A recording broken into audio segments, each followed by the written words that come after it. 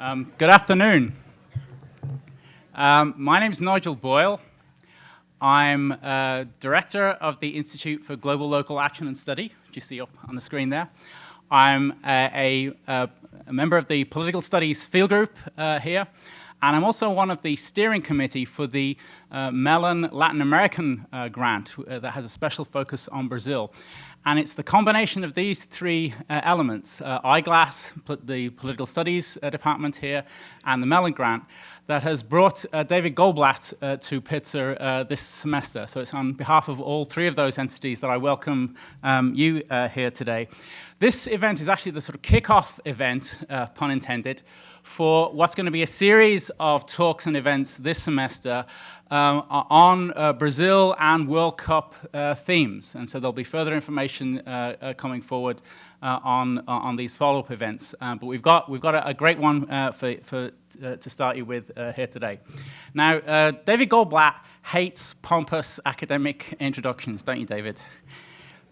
But you're going to have to get used to them because, among other things, David is a favorite now as a keynote speaker for major conferences. There's a major soccer conference taking place in New York in April, in which it contains a who's who of soccer scholars from all around the world. David Goldblatt is the keynote speaker at that. He's even been the keynote speaker in the belly of the beast at a conference at FIFA headquarters in Zurich.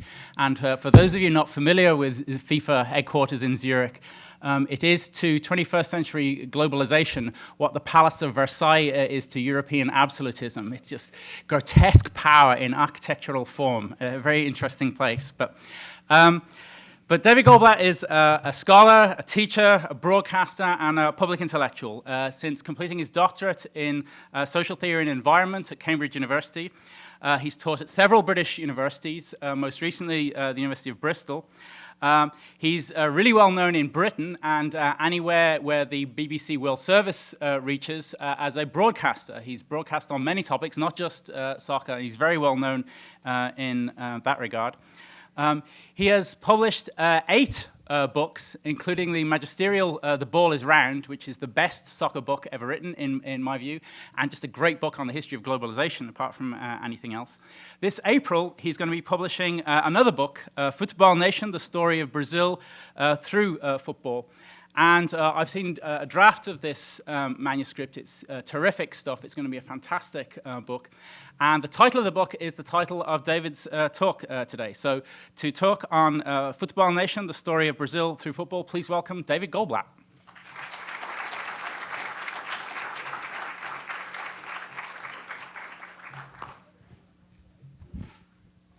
Thank you, Nigel. Let's just make sure I can make this thing work. Yeah, that's the picture we wanted.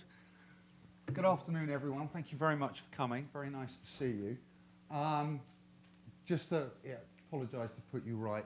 It's futebol is how they say it in Brazil. Futebol.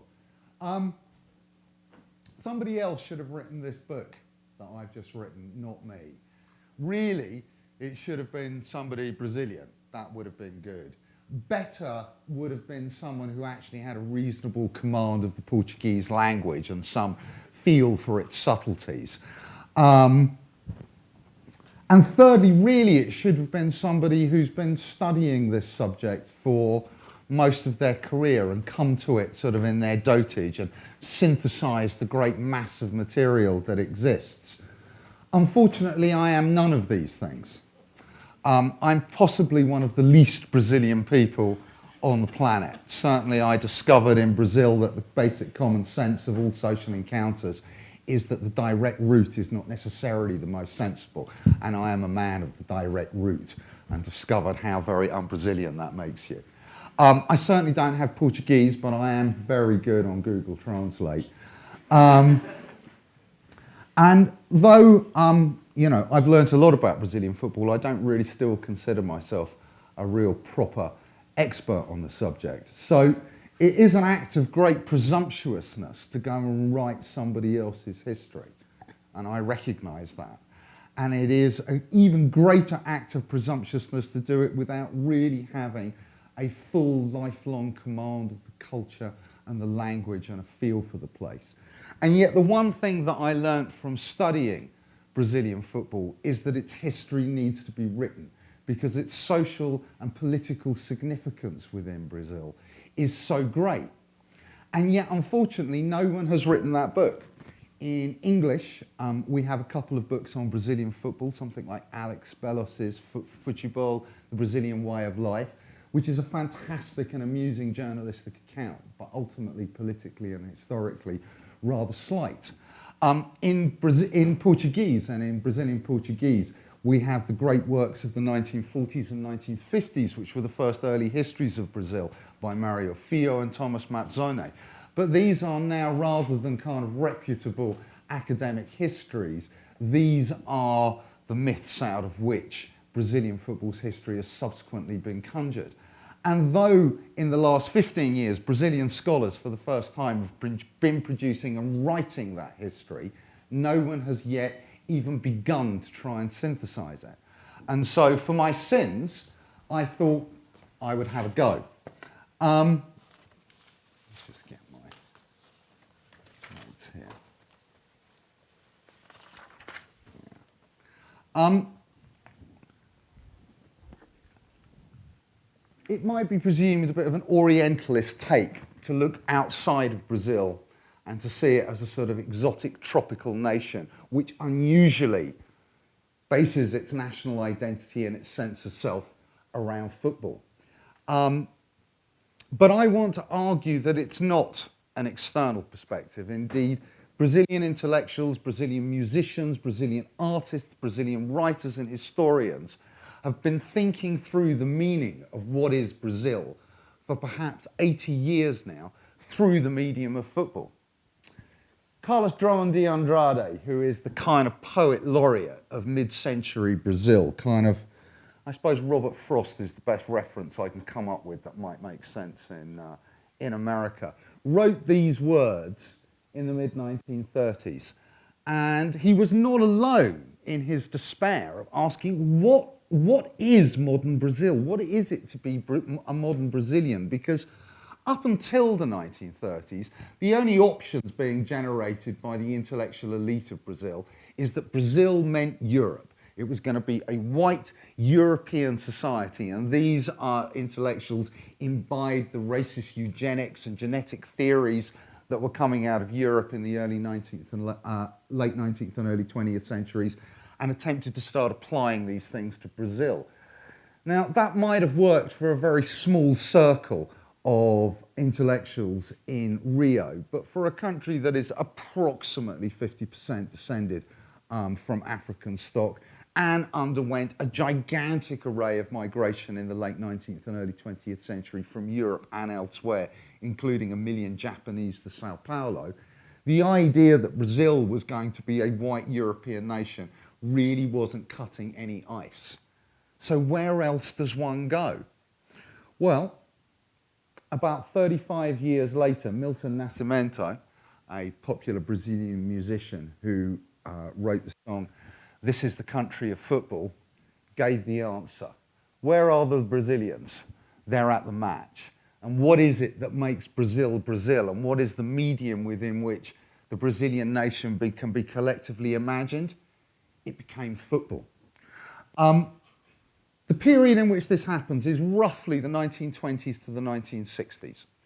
And it's a formative moment for Brazilian nationalism because not only is the old order of a eugenic white Brazil no longer plausible, but the country is undergoing its first major waves of urbanization and industrialization.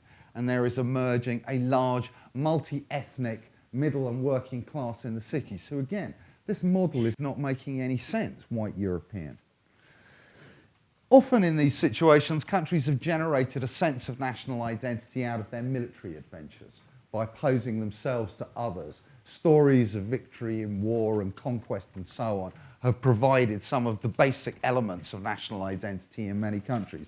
But Brazil, of course, fought almost no external wars during this era.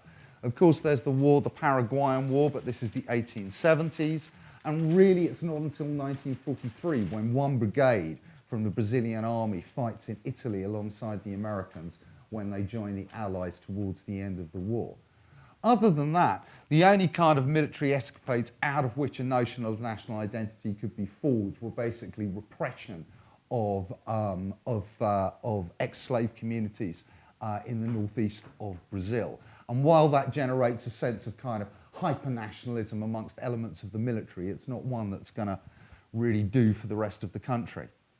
The other element, or the other thing that needs thinking about in this era, is that for something to work as a way of encapsulating Brazilian national identity, it has to fit a couple of criteria. And the first, it seems to me, it's very hard for Brazilians in the 1920s and 30s to think about a print capitalist model of national identity that Benedict Anderson talks about in Imagined Communities, because the literacy rate is incredibly low, and the functional literacy rate is even lower.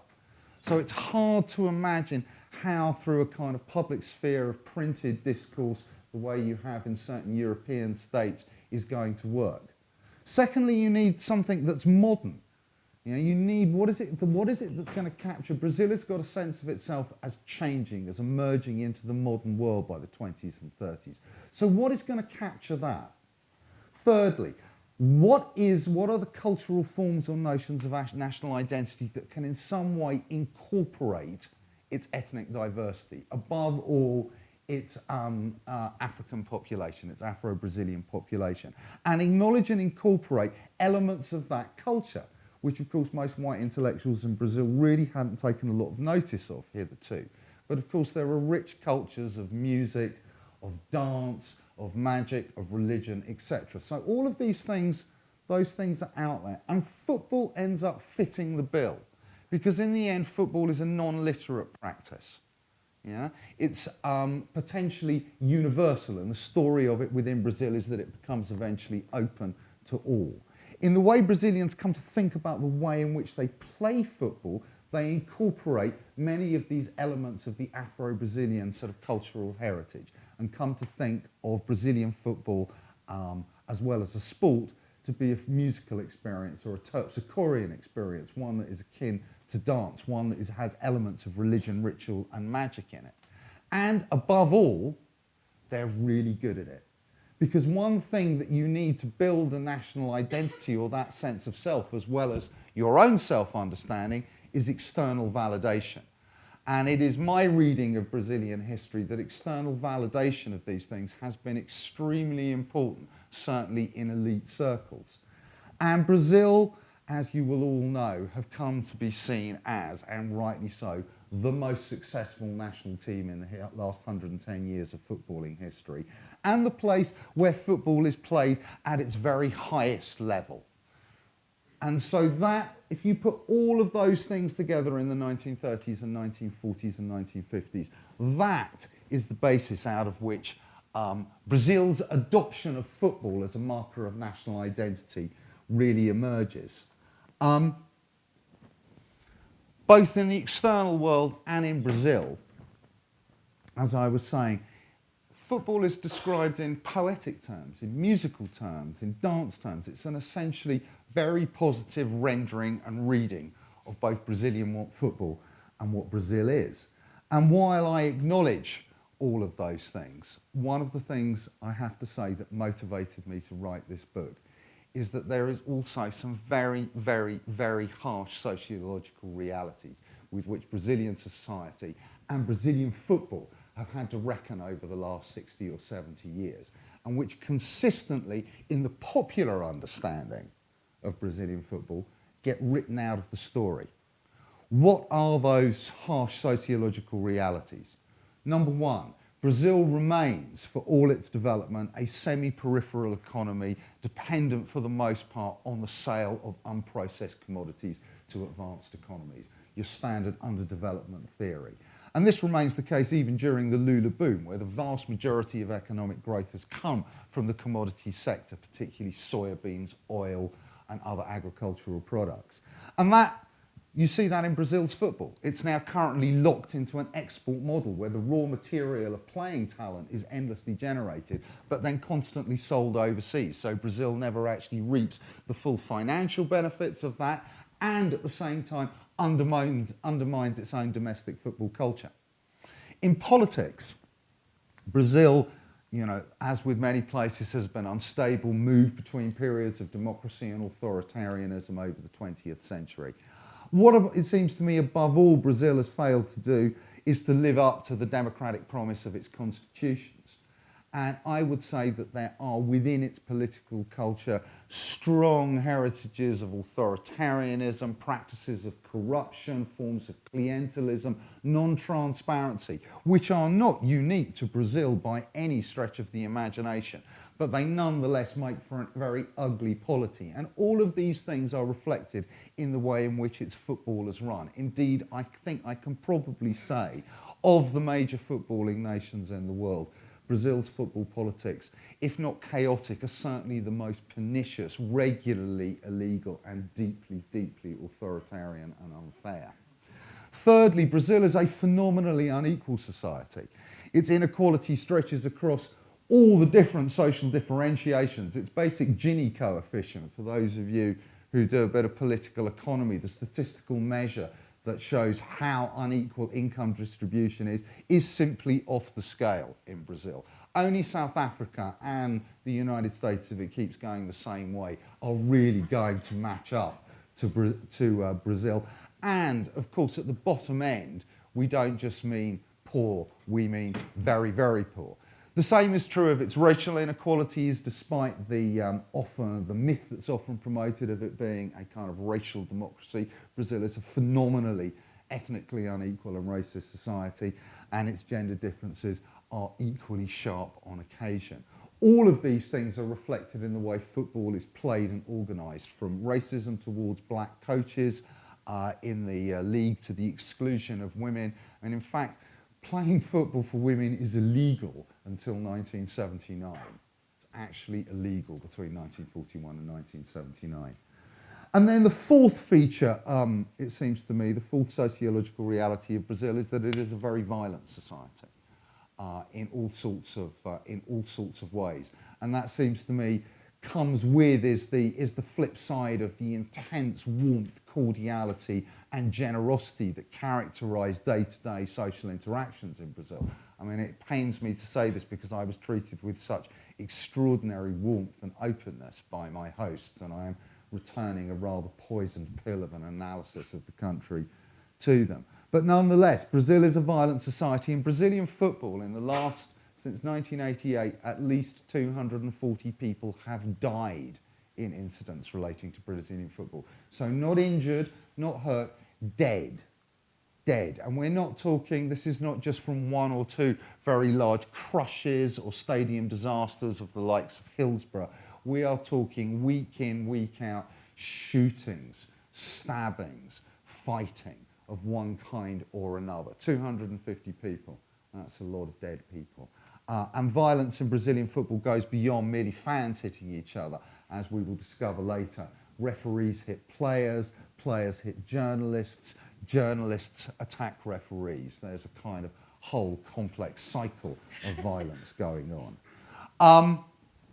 So it was to kind of do some justice to that element that I suppose I ended up writing the book. I'm going to try and illustrate some of these features by taking you through the history of Brazil, basically, of the World Cup. I mean, as I was saying to Nigel, this is the first time I've tried to write about this book, and I only feel at the moment you have to hit all 80,000 words or nothing. So I'm going to try and find a way to do it in rather less. And I'm going to go through some of the key moments in which Brazil has imagined itself as a Futebol nation and what that might mean. So we'll start in 1922. What a year. What a year in Brazil. The year of the Sao Paulo Modern Art Week, the year of the 1922 Centennial Exhibition, the foundation of the Brazilian Communist Party. It's all going off in 1922. And this is a Estádio de Laranjeiras. This is Fluminense Stadium, the super club for the super rich in central Rio. And it's worth noting, we're in 1922. Football's only been around for 27 years. Charles Miller brings it, a Scottish son of a Scottish-Brazilian family. He goes and is educated in England. He comes back with some footballs in the rules in 1894. By 1902, there is a whole network of football clubs amongst the aristocracy and elites of Rio and Sao Paulo, celebrating the first Rio-Sao Paulo tournament by drenching the football in champagne, which gives you a feel of the social milieu in which football is happening in this era. By 1922, it's a craze. It's an absolute craze. Everybody is playing football, and you're beginning to get crowds of 5 to 10, 15,000 even coming to football matches. But it's still essentially an amateur affair. In 1922, Brazil, the Brazilian government decides to hold a centenary exhibition, a sort of like mini World's Fair, to celebrate the separation of Brazil, its notional independence from Portugal when it becomes the Brazilian Empire in 1822. And it's interesting for a number of reasons. First of all, the model used to create this exhibition is very similar to the mega events that are going on now. It's predominantly about soft power and an external message to the rest of the world. Secondly, sport is central to it, so alongside the characteristic fairground and rides and the exhibition pavilions that you get at world fairs, the Brazilian authorities put on 7 South American championships: swimming, water polo, sailing, and of course, football. And to make all of this happen, they demolish an entire hill in the centre of Rio on which one of the oldest favelas is located, Castelo as it was called. And the earth that people used to live on was then tipped into the sea, and that's now Santos Dumont Airport in Rio. But a couple of thousand people are basically violently removed from their housing and sent off into the world to make the exhibition space. So at the beginning of 1922, because this happens at the end of the year, at the beginning of 1922, and this is the other football element, is Sao Paulo's Modern Art Week happens. And 1922 is the year The Wasteland's published. It's the year that James Joyce's Ulysses is published. It's the high tide of European modernism. But Brazil, interestingly, is precocious in this area, and Brazil is very on to modernist art, modernist poetry, modernist forms of writing and thinking, and these are all brought together in this extravaganza in the municipal theatre at Sao Paulo. And it's kind of, you sort of got to think more the beats, but it's the 1922 in Brazil, and they're shocking the establishment. The establishment, most of the Brazilian kind of Academy of Letters won't even go to this thing, and people are booing and complaining. And what's interesting for our purposes about this is you wouldn't imagine that high modernist poetry and art was going to be very connected with football. Certainly in Europe, the likes of T.S. Eliot or James Joyce are not writing about football. Their world, it just isn't there, you know. Bless him, Ezra Pound, fascist that he was, he's not interested in football.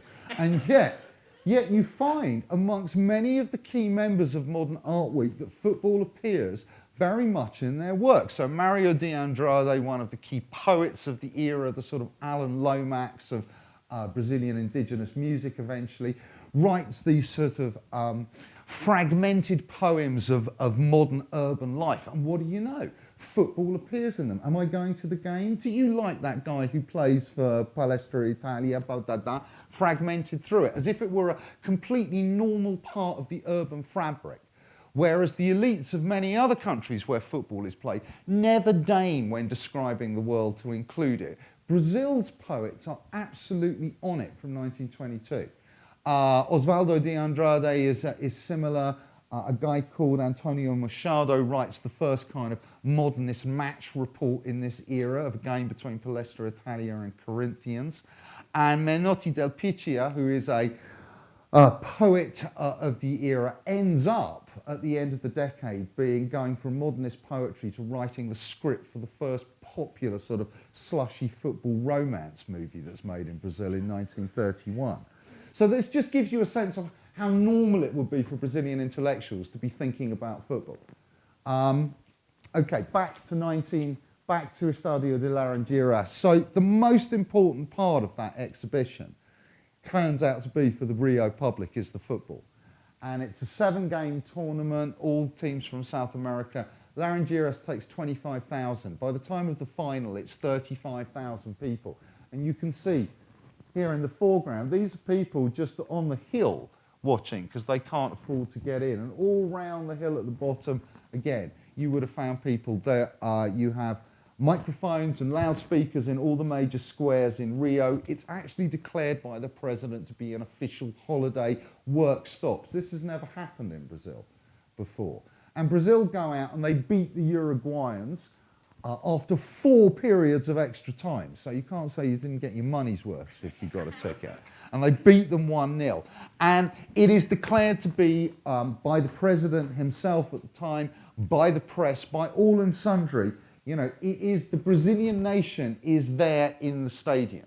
There's a palpable sense, you know, of the, and we're good at this. And one of the first Brazilian football tunes called 1-0, 1-0, is written by a black saxophonist called Ping Shuya, who it becomes fantastically popular. So it's a real moment. It's not the rest of the world, it's just South America. But there is a sense that the fate of the nation, the quality of the nation, the essence of the nation are in some way being played out on the football field. Let's cut to 1938.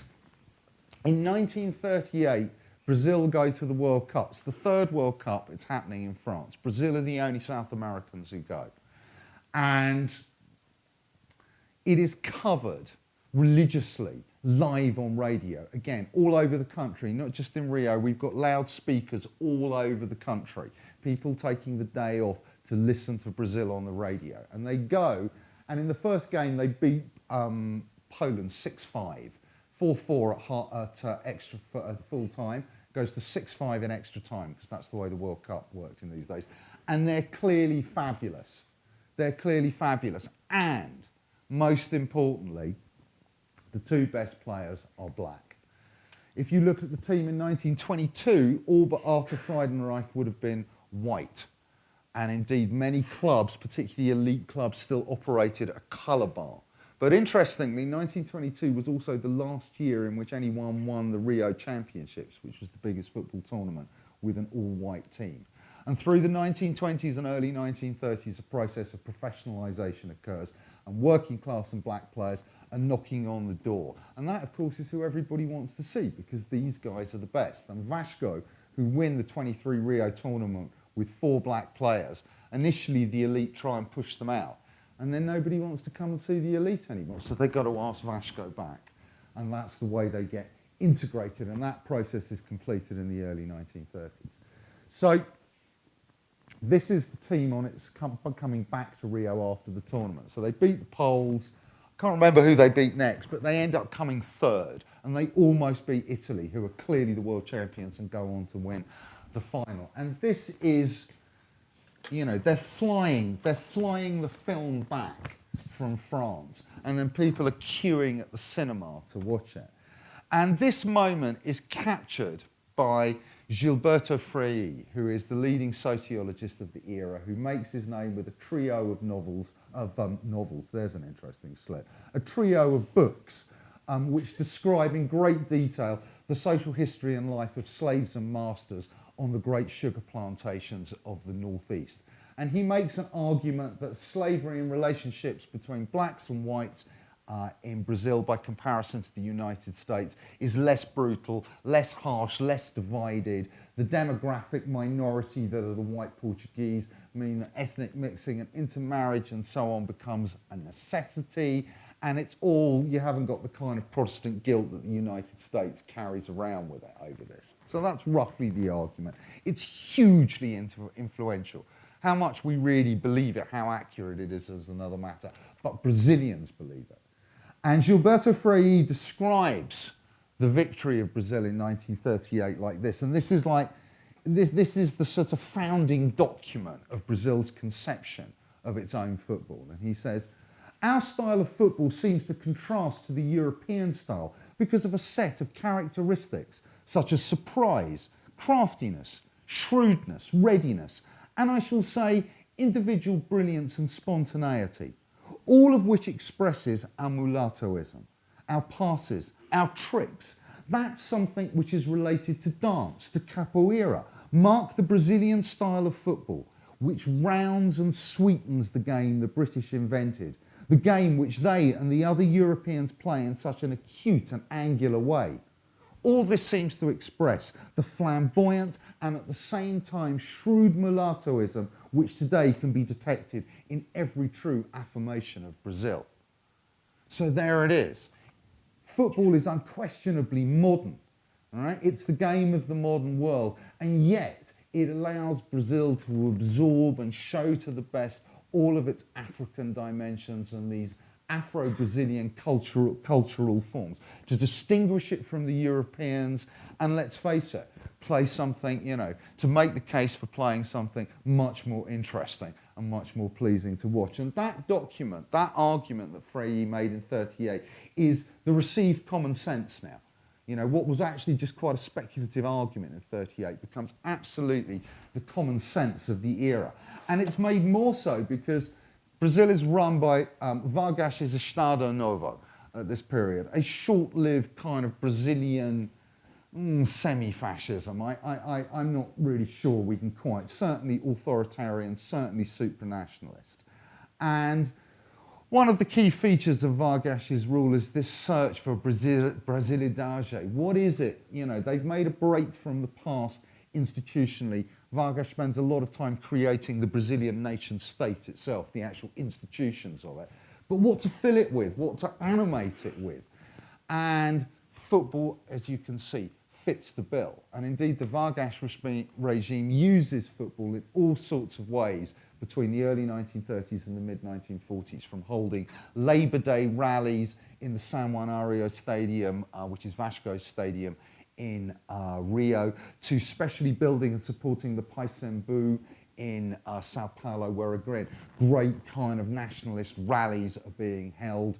They reorganised the structure of football's sort of administration. They ban women from playing football. Anyone who's got a foreign name, interestingly, Palestra Italia, for example, that's got to go. You can't be Italian anymore. You've got to be Portuguese-speaking Brazilian. So Palestra Italia become Palmeiras. Palestra Italia in Belo Horizonte become Cruzeiro, the Southern Star. So you can see how Freirean ideological thinking, Brazilian success on the field, and the Vargas regime come together to create football as this evocation of mulatto but modern and successful Brazil. So that's 1938. This all has 12 years to mature and become the common sense. And indeed, Mario Filho, who we will meet in a minute, the key football writer and intellectual of the era, popularizes Frei, because most Brazilians, who's reading some obscure sociologist, but Mario Filho is writing every day in Jornal do Sport, and these arguments are what animates his account and many other journalists, and indeed the whole football establishment's account by 1950. 1950. So now we get to put it to the test. Whew, I'm running out of time already. Get to put it to the test. Brazil's hosting the World Cup in 1950. And the assumption is this is our chance to show the world. We've made it. We've modernised, we're developed, and now we're going to whip your ass and play great football. And the way in which this is given material form in 1950 is the building of the Maracanã Stadium. It becomes a kind of proxy for a debate about economic development in Brazil. And you've got the developmentalists saying, we've got to leave something to the future. We've got to build something that is of a sufficient scale and grandness to match the intellectual ambitions we have for our football. And Mario Filho leads the charge, and they build the Maracanã. And it was the most beautiful stadium ever built in 1950. It remains, it's been desecrated, but it was at the time the most modern, the most beautiful, double ellipse, white concrete piece of tropical modernism you ever did see. And Brazil play sensationally. They're wiping the floor with everyone. It comes to the last game. It's a round robin of 4, okay? It's a little league. They only need to draw with Uruguay, all right, to win. Uruguay, a population 1/100th of Brazil. All right, and they only need to draw. And the mayor of Rio, who incidentally is up for re-election and has been campaigning in the dressing room all week, stands up and in the greatest act of sporting hubris ever, says to the team, you, this is before the whistle goes to start the match, you who are about to be crowned champions, I salute you. I mean, you couldn't have written the script. So Brazil go 1-0 up, all right? There's 250,000 people in this stadium. It's 20% of the adult population of Rio who've crammed into this. They're 1-0 up. They're 45 minutes away from realising Brazilian modernity. And the Uruguayans score 2 goals. Silence. Absolute, total silence. And that is Jules Rimet, president of FIFA, who is so embarrassed at the end that he's walking around on the pitch with the little trophy going, I don't know what to do with it, I'm not doing this. And he basically jams it into Obdulio Varela's hands, who is the Uruguayan captain, and they just sort of disappear. And there's no lack of triumph. And Pelé describes it, you know, he said it was like there had been a war and everyone had died. I mean, this is sort of extreme, but Nelson Rodriguez, the playwright, said, this is our Hiroshima.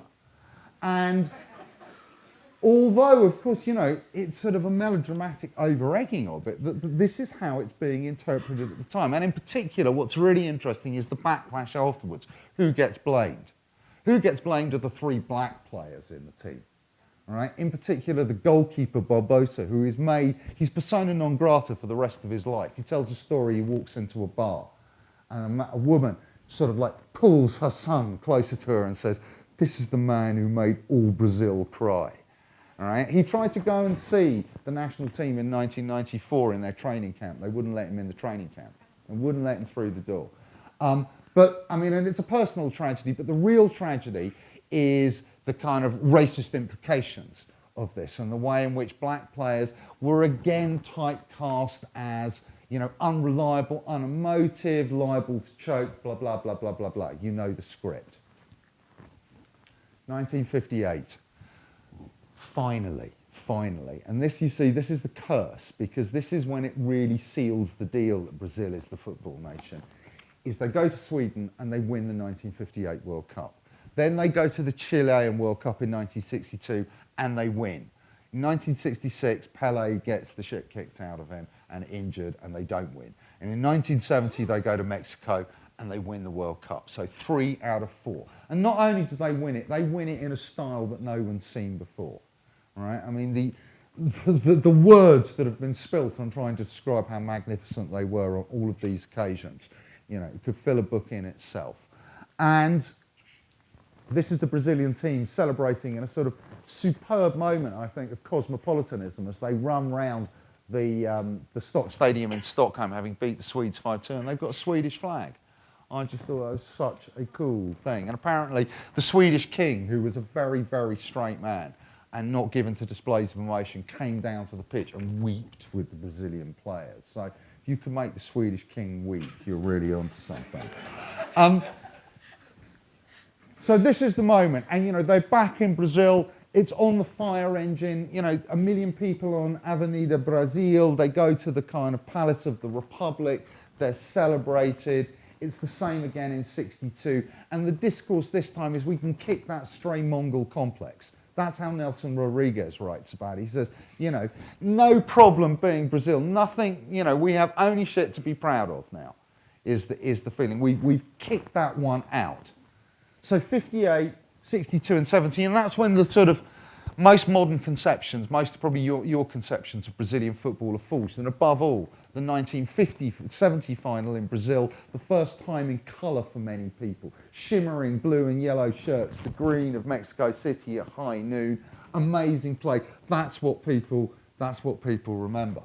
And the interesting thing, I suppose, about 1970, and the tragedy in some ways for Brazilian football, of course, is that it's now on the military's watch. In 1964, Brazil's vibrant democracy of the post-war era ends with a military takeover in 1964, and the military are in until 1985, and oh my, it's a long and miserable couple of decades to come. And so the victory in 1970 is really, I suppose, that's the fruits of an early era, but the military are lucky enough to be there to capture it. And just to give you another feel of the tone of the era. So they go back. The military initially are not very interested in football. They don't give a damn. The only thing they care about is getting taxes paid by footballers who haven't been paying tax. Garrincha's tax bill is so big that actually the Brazilian FA have to pay it. Otherwise, he'll never be able to play football again. But by 1969, after a period of social disturbance and uprising, they're realising, football, that's got quite a lot going for it. And President Medici starts becoming very involved in the late 1960s. He starts going to Flamengo games. He celebrates the 1970 victory. What a speech. Particularly next to Frei. This is the other kind of Brazil. And he said, I feel profound happiness at seeing the joy of the people in this highest form of patriotism. I identified this victory won in the brotherhood of good sportsmanship with the rise of faith in our fight for national development. So it's mobilising the Brazilian football team, but now in the military path, which is the vision of O Grande Brazil, right, which is going to be this continental superpower like the United States. And indeed, the military try and forge football for the next 15 years in their own image. They build, partly as a sort of bread and circuses strategy, a whole series of absolutely gigantic concrete brutalist stadiums, sort of, 100,000 people in Marano, 100,000 people in Recife and Natal. Huge, great things. Then they force, basically, the football authorities to have a national championship, because up until then, football has been, it's been state-led. It's in Rio, it's in Sao Paulo, it's in Minas Gerais, whatever. And they're saying, we're a nationalist organisation, we're a nation, where's the national team? Where's the national league? And there's just enough air flights at this point to make it possible. So they force a national league. And this is typical of the kind of grandiose projects of the Brazilian military, who at the same time are building, the Trans-Amazonian Highway and Brazil's nuclear power industry, none of which are very successful. Is the National League goes from 20 teams to 94 teams in just 9 years. It's a completely chaotic, insane league. Can you imagine 94 in the same league? Completely impossible. Why? Because, as they say, when Arena is doing bad, another team goes in the championship. And Arena are the political party of the military, basically. And the man who runs Brazilian football is a senior member of Arena, Admiral Helinho Nunes. And basically every time you need to do a favour with a small town, or you're doing badly somewhere in the country politically, you slip the team into the championship. So on all of those, institutionally the military shape it, but the most telling is that they become obsessed with physical football. And there's a whole series of coaches, both in the national team and also in the championship, who are all about muscle and brawn and physicality and fighting the Europeans on their own territory. And so the teams that you see Brazil put out, particularly in 74 and 78 at the World Cup, are sort of bruisers of teams, not playing sort of live Freirean Afro football, but some sort of weird sort of military exercise, and they're almost unwatchable, and they're certainly not very good. And so in many ways, the military coarsen Brazilian football. And of course, one of their great legacies is the kind of pervasiveness of violence in everyday interactions, which also leaves its legacy in the policing of football and the behaviour of football fans. And there's President Medici. Yeah, national development 1, everybody else 0. 1994, the Great Drought, right? Brazil doesn't win the World Cup for 24 years. What is going on? What does this mean? I mean, partly what it means and partly what it's rooted in, I would say, is the 80s and 90s are really tough in Brazil. They're really, really tough. They're tough politically, but above all, they're tough economically. Very slow or negative growth and uncontrollable levels of hyperinflation. We're not quite at the Weimar Republic with the kind of wheelbarrows of money, but we're not a billion miles away, 2,500% a year by the time the military leave. And a massive outbreak of crime. The crime wave, I always say to people in Brazil when I go there, those of you who've been, if you walk around any city, everything's barred.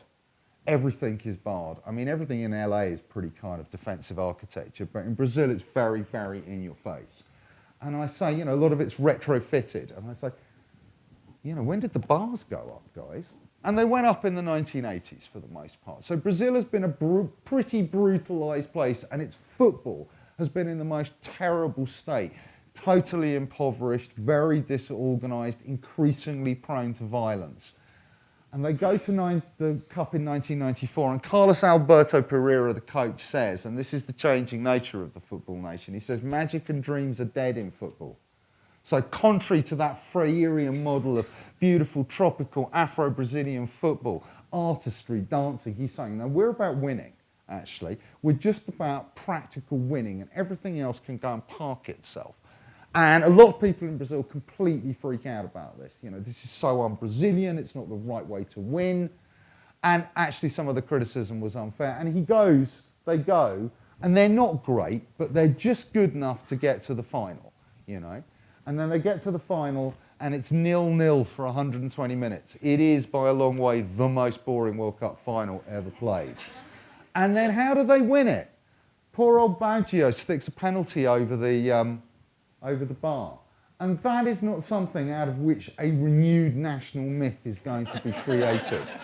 Good for the Italians, a lot of, Italian choking, but for Brazil, it just doesn't strike me that there was much in it. And interestingly, the thing that is most remembered about the return home in 1994 is not where the cup went, but that there was a televised row at Rio Airport over the gigantic amount of white goods that the squad had brought back with them. Because even for a professional footballer, white goods in Brazil are kind of incredibly expensive in the 1990s. And all the border guards and the officials are saying, you've got to pay tax on this. And they're going, we just won the World Cup, we're not paying tax. And it's 5 hours on television, very undignified. In the end, the Brazilian Football Association says, we'll pay up, and then takes the money back out of the players' bonus payments without telling them. But that's the CBF for you.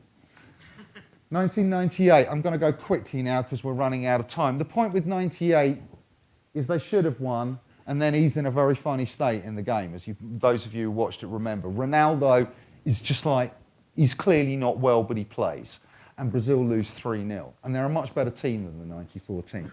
And what's interesting here is this triggers all sorts of accusations. You know, was it Nike forcing him to play? Did he have weird medicine? Congress is going mad. I mean, Congress always goes mad after the World Cup in Brazil and wants an inquiry into everything. The key point is that in 2001, it finally produces the inquiry. Because, it's a long story, but basically the national coach's tax affairs become very, very public discussion, Vonderly Luxembourg.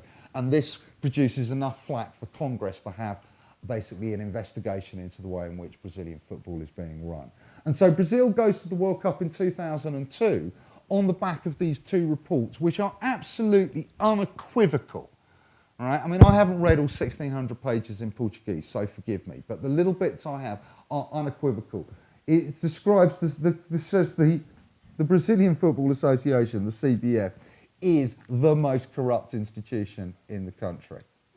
All right? The president of Flamengo failed suddenly, couldn't remember how they set up a completely illegal, non-registered offshore banking account in the Cayman Islands through which all the transfer fees were passed. And it's like, oh, I don't know, it just happened. The guy who ran the Sao Paulo Football Federation had $1 million in his bank account, which had clearly come from the Sao Paulo Football Federation. I don't know how it happened. The man who ran the Minas Gerais Federation in Belo Horizonte had 27 members of his own family working for him. And this is the tip of the iceberg. This is the tip of the iceberg. It is absolutely raddled at every level with corruption. And the key point is that not a single one of these cases has come to court. No one has come to court, no one has been properly investigated, and none of these people have been brought to justice, apart from Eduardo Viana, the man who used to run the Maracanã and the Rio Federation, and he had a heart attack before he could get busted. And that is about the best you can say of it. Above all, they're saved, because in 2002 they go to the World Cup and they win. And that kind of smooths it all over. We'll get to 2013 in a minute. All right, so there's the backdrop. I now just want to talk a very little bit about the Lula years and about the Confederations Cup last year. So the great hope was that Lula and the reforming energies of Lula's administration would change football. And in many ways, Lula has been an incredible success, not merely in the fact that he was more politically popular at the end of his 8 years than at the beginning. Who can say that of almost any elected official? But, the mixture of the commodities boom, the rise of the middle wage, and the introduction of the Bolsa Família, which is the first major national welfare program in Brazil, has taken 40% of the country out of extreme poverty. And that is the most amazing and important achievement, I would say, of any Brazilian government, alongside dealing with hyperinflation in the 20th century. And that has changed the character of Brazil in many, many, many ways. But when it comes to football and politics, less so. And here the marker for the Lula regime is the mensalão. The mensalão means the big monthly payoff. And basically, for the first term in power, the PT don't have a majority. So you cobble together a majority for reforming legislation by paying the rent-a-vote crowd in Brasilia for their votes. All right? And Lula managed to distance himself from this. A lot of other people have gone down. And so I think that has always limited the degree of the party to tackle the problems of kind of corruption and vote buying that exist elsewhere. The other reason is the deal with the devil, is that in 2002 when Lula took power, the CBF, as you can imagine after this report, Cardoso and his crowd don't want to talk to these people. Lula needs them. He realises the power of the Seleção, of the national team. He wants to put Fome Zero. He wants to put, socially progressive advertising on their shirts. He wants to be able to use them for his own purposes. To do that, he needs to talk to the Ricardo Teixeira, the head of the CBF. The CBF need to be back in Brasilia. They can't afford to be squeezed out, and they think they're going to run the World Cup. So in classic style, instead of this though being all on the record, how do they do it when they start talking?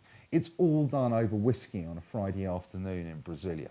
There is not a single official meeting between Ricardo Teixeira and Lula in his 8 years in power, although they're in constant communication.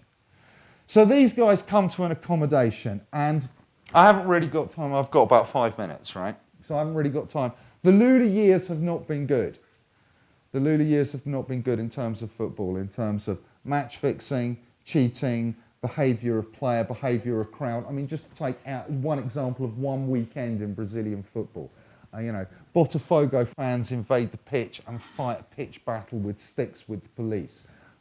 Police arrest 10 Palmeiras fans and confiscate 2,000 pairs of sandals, which they were going to throw at their players from the crowd because they had got relegated. Paysandu was stoned so badly that weekend, and I don't mean in a kind of Denver kind of way, I mean physically kind of stoned, so badly by their own fans they had to play the last game of the season away. And this is just the norm in I'm afraid to say, in Brazilian football. Okay, let's jump ahead, if I may, to 2013. In 2007, Brazil were awarded the World Cup by FIFA. It wasn't really much of a contest. FIFA, for various reasons, had decided to rotate at this time for hosting, so it was South America's turn.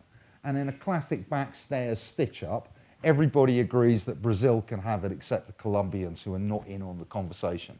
And then when the Colombians make their bid, they suddenly realize, oh, it's just us. So they withdraw. Brazil basically gets it handed to them on a plate. And it's worth noting that happens 2 weeks after the Pan American Games. The Pan American Games, which is like a mini South American Olympics, or American Olympics, if you like, multi-sport happens. Rio hosts it to show the world, what can Brazil do.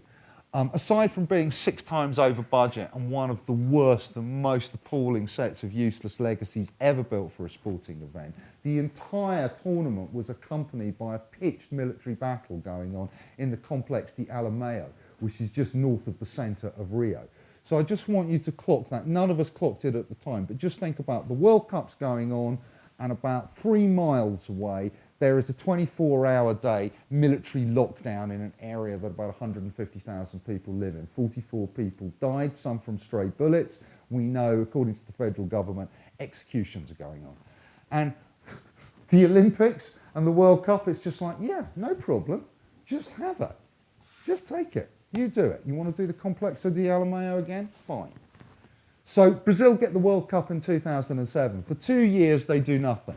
By Brazil's own admission, they do nothing for 2 years. I mean, nothing gets built, nothing gets planned, nothing gets published, nothing. In 2010, panic sets in. And this is, it's just classic. They can't decide, where are the stadiums going to be? How are we going to make the decision? So they go for 12 stadiums, you only need 8. They go for 12 because you can hand out more patronage. And man, do they hand out some patronage. All World Cups produce white elephants. South Africa produced loads.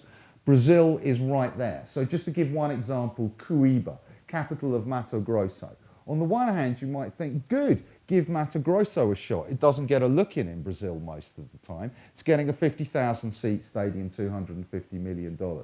The team that is going to inhabit that stadium after the World Cup is not even a professional team. It has a weekly attendance of less than 300. They're getting a 50,000-seat stadium. But the governor of Cuiabá is, I don't know if he still is, but he certainly was when the decision was made, the biggest soybean farmer in the world and one of the largest funders of the PT. I mean, you haven't got to be a political science PhD to think what's going on there. So there have been an enormous array of white elephants. The budget is probably 6 or 7 times the original budget. The transport plans are in chaos. Most of the transport and infrastructure plans that are promised are not happening. Manaus was going to get a monorail, cancelled. Rio was going to get a monorail, cancelled. You won't, when come the World Cup, be able to get public transport other than a pretty crap bus to any of the airports in Rio and Sao Paulo. All were meant to have a train. Fortaleza, they still haven't even started the work, let alone completed it. So infrastructurally, it has been a complete and utter disaster. So just get to my last notes here.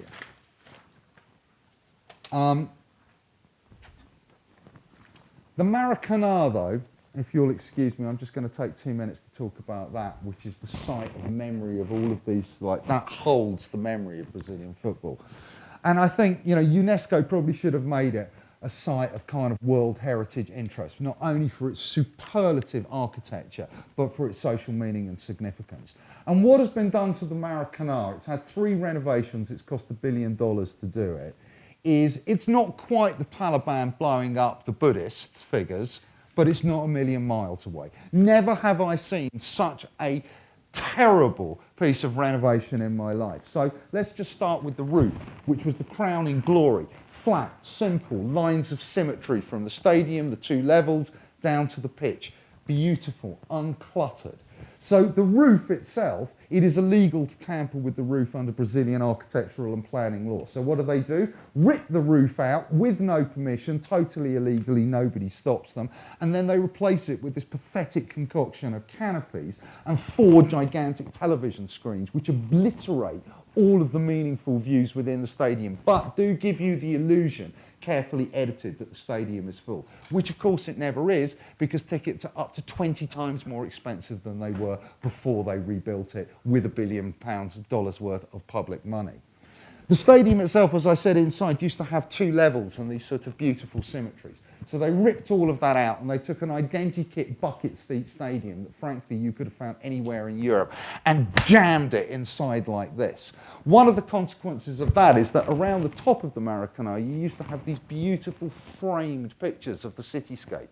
All right? Gone. You can't see anything. It's a completely sealed in world.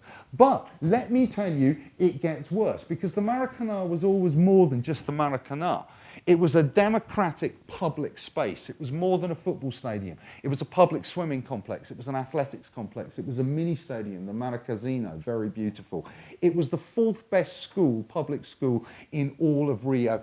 And the Museum of Indigenous Brazilians were all there. What has happened to all of that? The architecture, the athletics track has been cleared, but the stand has been preserved. They would have knocked it down, but they realised that too was illegal. So now there is an empty, broken down 50 stand in front of a car park.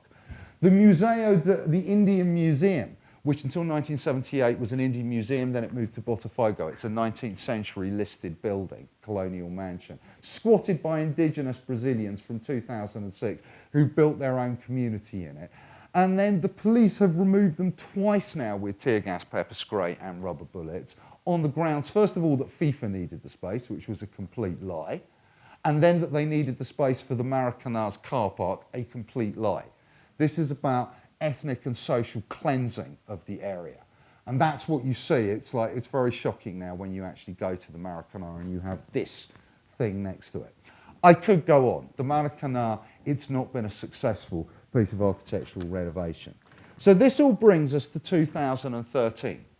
The Maracanã reopens in April. And some protest happens, interestingly. No one had really clocked any protest in Brazil up until now. There have been some protests in early 2013 in Goiás and Porto Alegre over bus fares. So that had been brewing. People had been... And then there's this protest at the Maracanã. And it's a very small protest. People unveil some banners, and it's, you know, the cup kills the poor, we need hospitals, blah, blah, blah, the usual. Okay, but it's not big and it's not violent. So they tear gas these people outside the stadium. They wait for them to get out and then they just tear gas them in the face. So there was the clue. Something was brewing. The Confederations Cup happened in 2013, 2 months after it. It's a warm-up for the World Cup. Mini World Cup, 8 teams. It was invented as a PR exercise for the House of Saud, Saudi Arabia, who built a fabulous stadium that never ever got used. So they used to pay everyone to come and play there in this cup. And then FIFA took it over and made it into the warm-up tournament for the World Cup. And in 2009 it was in South Africa, 2005 it was in Germany, and no one cares. It's so boring, and that's how it's meant to be. You want it to be boring, just all nice and smooth and easy, and then we'll get on with the real deal next year. And Brazil 2013 was meant to be the same. But it wasn't. If I could just show you one little film. Have I got 5 more minutes? Can I have 5 minutes? Is that okay? Can I have 5 minutes? Okay. Just to give you a sense of, have we got the YouTube thing? It's not loaded. Give me a second. Oh, okay. I'll keep talking. We'll come back to it. The early signs, and so I say these early signs, the thing kicks off on the 13th of June. On the 6th and 7th of June, protests start in Sao Paulo over a small but significant rise in the cost of public transport. Okay, and it's about 2,000–3,000 people blocking roads, blocking Avenida Paulista in the middle of town, and they're being portrayed as antisocial wastrels by the usual media outlets. And the police go in hard. The police do not, this is a recurring thing, the police going in hard in Brazil. So they go in hard and they start beating people up and they start firing tear gas. And suddenly the protest begins to grow. The response is not to retreat, but people start coming out, and suddenly it's gone from like 1,000 to 2,000 to 4,000.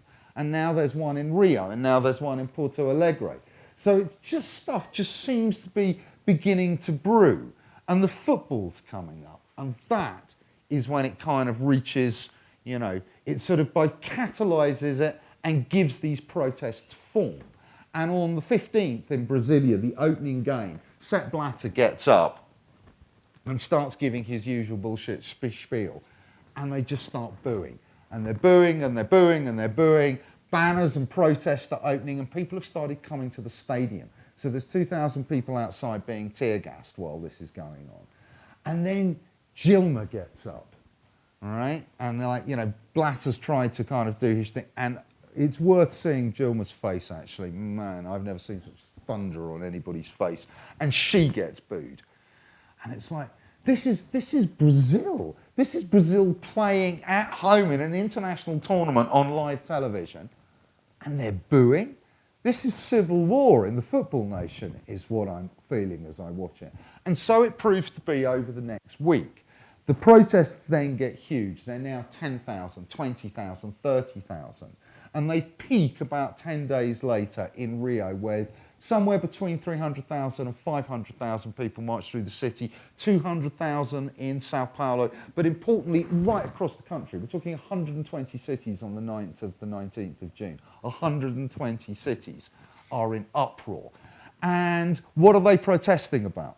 They're protesting about the terrible state of public services. You know, if you want to go to a public hospital in Rio, you know, take your own toilet paper, because don't expect there to be any there. Public education, even more disastrous. endless, I mean, I saw this one poster. Well, I saw one poster, the placard that the guy had, and it just said, "Too many things to write on this piece of paper," which I like. And there was another one that just said, "This is a cry from a people who simply cannot stand any more corruption." So you had that kind of generic, just absolutely fed up with everything. You had the stuff about health and education. And remember, the people in the middle in the Lula boom have actually done least well. People right at the bottom have done fantastic, you know, they've been taken out of extreme poverty. So they may not be happy, but they've been, you know, they've got their little cut of the pie. Obviously, the super rich have got even more rich, but it's those people in the middle. And of course, the middle class in Brazil is everyone from a security guard to a university professor and everything in between. They're the people who are out. But what really gives it form and function is football. Partly it's about the rhythm of the games, it's about marching on the stadiums. But as you can see from what I've said about the preparation of the World Cup and the way in which Brazilian football is run, everything that is problematic with wider Brazilian society is encapsulated, absolutely exemplified by what is going on in Brazilian football itself. And if I can just give you a sense of just how unbelievably awful parts of Brazil's elite are, I'm going to show you a little film of a man called Jose Maria Marin, who is now the head of the Football Association and the man running the World Cup. So this is an important man. Okay? He takes over from Ricardo Teixeira, who, thank God, finally had to stand down when all of his thieving at FIFA was revealed. But that's a whole nother story. Marin cut his teeth politically as a member of a political party descended from the 1930s fascists. He was then a stooge of the military in the 1780s, functioning as governor of Sao Paulo. And then he takes over the Football Association. All right? He's the face of the world. And I'm going to show you this piece of film of him handing out the medals at a youth tournament in Sao Paulo. All right? I want you to imagine that it's Bud Selig or some other dude like that from an American sport handing out the rings at the end of the championship. Right? And this piece of film that I'm going to show you was shown on ESPN about 1,000 times. Note the red arrow. Okay? Can we just fire this up?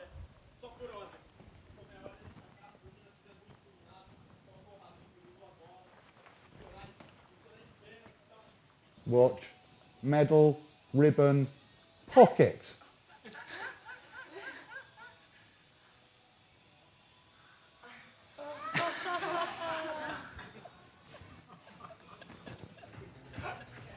All right, so let's imagine you're Bud Selig and you do that. You're toast, right? You are not going to run MLB after that, are you? No way. So first of all, he denies it. And then he says, oh, it's all a big joke. And then he says, oh, the kid who the medal was for, the goalkeeper of the Corinthians youth team, who didn't get a medal, it was a present from him. And then it's left at that. And that's, you know, think about that's happening every single day. Some bastard in the political system is pulling that kind of stunt every single day. I mean, really, it's just like, isn't it? It's like, you don't like it? Yeah. I just wonder whether that was the straw that broke the camel's back. Anyway, that's a great piece of film. And he is the man in charge. Think of that when you see him, as you will, on your screens in June. So the demonstrations peak, and as I say, all of these complaints about football and about the way in which the World Cup is being organised, the waste of resources, etc., as well as actually going to the stadiums. And of course, it's all on telly. This is the biggest outbreak of social protest probably ever in Brazil. You probably had more people at the individual demonstrations that demanded Collor's impeachment or the end of the direct elections for the presidency in '85. But as a spread, nothing begins to compare. This is Brazilian civil society organising itself. No political parties, no organisation above, but something really, really potent from below, which is unusual, indeed unique, I would say, in Brazilian political history. A very kind of special moment. Okay, so Dilma manages, she goes on telly after about 12 days of this and says, okay, fair enough, right? We're going to spend money on education, we're going to spend money on health, we're going to rescind a bunch of laws that you don't like, And it wasn't really much in actual fact when you read between the lines, but it's just enough. It was just enough to take the heat out of it. So the last few days of the tournament, 120,000 people march on the stadium in Belo Horizonte. I was there for the end of it in a plume of tear gas so large that it engulfed the city square, which has a 40-metre high column in the middle, and you couldn't see it. So that was a bit of a concept. But the most telling moment, I thought, was the day of the final itself, and I was with the demonstration that marched on the Maracanã in the evening. And this is a telling moment for what might happen in June 2014. So I'd been with the family-friendly social movement Nice and Humorous demo in the morning, 40,000 people, and then the Cause Trouble demo was happening in the evening, and, you know, balaclavas and all the rest of it. And it's about 5,000, 6,000 people, is my guess. Let's see. Well, can I have the picture back, Henry? Henry? He's gone. Okay, you can't see that picture. Never mind. So we march on the Maracanã, and here's the extraordinary, as I say, the football nation, but civil war. So we're on the 1 kilometre official FIFA exclusion zone, beyond which you can't have Pepsi because Coca-Cola have got the branding rights. And that's what the police choose as their line of demarcation. Probably something in the region of 2,500 military police. So remember, the police who are dealing with this are military police. Right? That's a leftover from the 1970s. So you can imagine what the attitude of these folks to dealing with democratic protest and public order is. 5,000 people marching. We're standing in front of the Maracanã, and I can see the light coming out of the stadium, you know, the spectacular. You can hear the crowd. Brazil are about to beat Spain 3-0. But at the same time, there's 6 military helicopters, no more than 50 metres above our head, swooping around the space around the Maracanã and above us. And a line of a couple of thousand military police. And I can tell you, the ones in the morning, those were all the guys with the desk jobs who needed glasses and needed, you know, they'd all put on a bit of weight. But in the evening, it was the A-team. And one cobble is thrown. Really, one cobble is thrown. And, you know, these guys are like, they're in armour. And that is the signal. There seems to be, for the military police, there are 2 modes of action. There's do nothing, and then there's all-out warfare. And there isn't anything in between that I experienced. And probably something in the region of 50 volleys of tear gas are fired, most of them into a petrol station, a gas station. Think about that. With a lot of people in it. I left the gas station at this point. I think that was a good place to stay. Also, the Brazilian state does not make medical care available during public demonstrations. Any of these. There were no public medical care. The only medical care available was 6 medical students from Rio with little plant sprays with milk of magnesia in it, right? Which is good for your tummy, but really good for tear gas. So there's a tip if you ever need to deal with tear gas, milk of magnesia.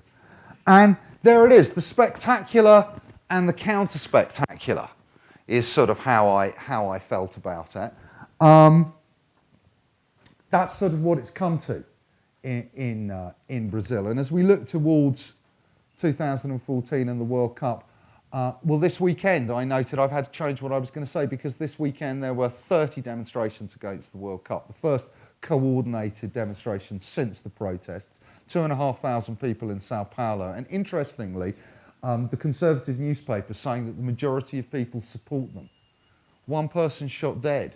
We've only had 1 day. They've already shot somebody dead in the street for protesting against the World Cup. None of you heard about it because no one's concentrating on Brazil. There are no cameras. But come the time, there are going to be a lot of cameras in Brazil. It's hard to say this. I really love the World Cup. I really like Brazil. I love watching Brazil at the World Cup.